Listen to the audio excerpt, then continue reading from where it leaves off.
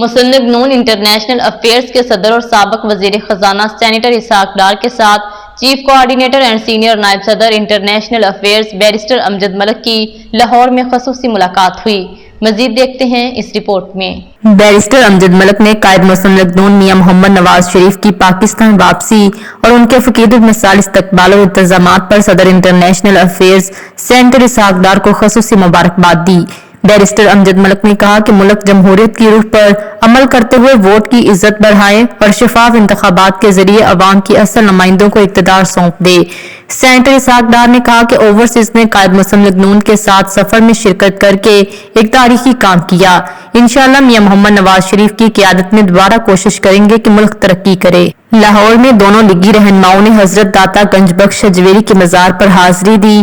Barrister Amjad Malik ने कहा कि बचपन से जमाना तालिब इल्मी, अब जब लाहौर आता हूँ दाता साहब सलाम बाइसे सआदत और मोहब्बत है। मोहतरम इसहाक डार के साथ दाता साहब हाजिरी एक सआदत है। मजीद अपडेट्स के लिए देखते रहिए अंडरग्राउंड न्यूज।